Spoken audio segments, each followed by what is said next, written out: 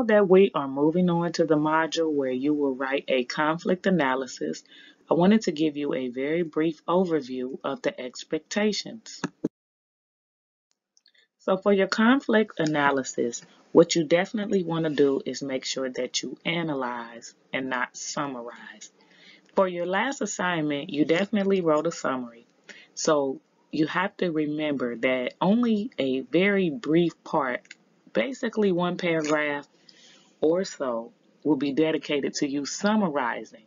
The rest of it is strictly analysis. So that's why it's called a conflict analysis.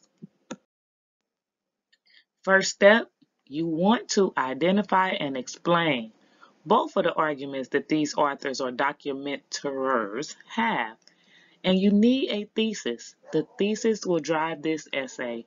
If you do not have a thesis that identifies what you are going to discuss, your paper will go in the wrong direction.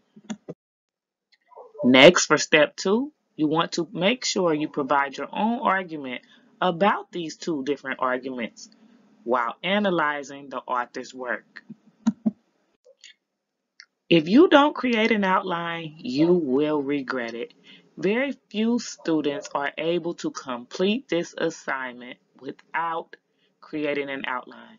An outline will not hurt you. So even if you're the strongest writer in the world, just jot down what you're going to talk about in paragraph 1, what you're going to talk about in the body paragraphs. When are you going to discuss strengths? When are you going to discuss weaknesses? When are you going to discuss what they agree on? When are you going to discuss what they don't agree on?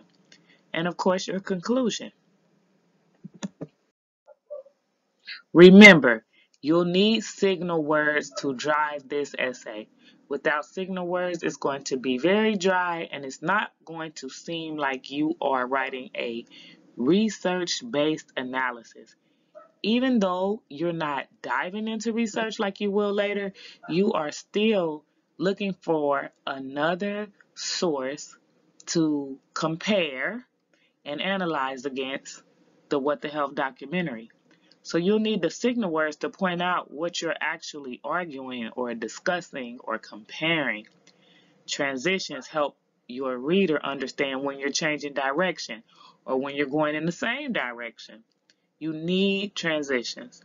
Your in-text citations are not very heavy for this essay, but they are required. Make sure you meet the minimum page requirement and check the rubric before you submit the essay to me because that's how I'm going to grade you. So, I wish you the best. I know you've got this. And let me know if you have questions and or concerns.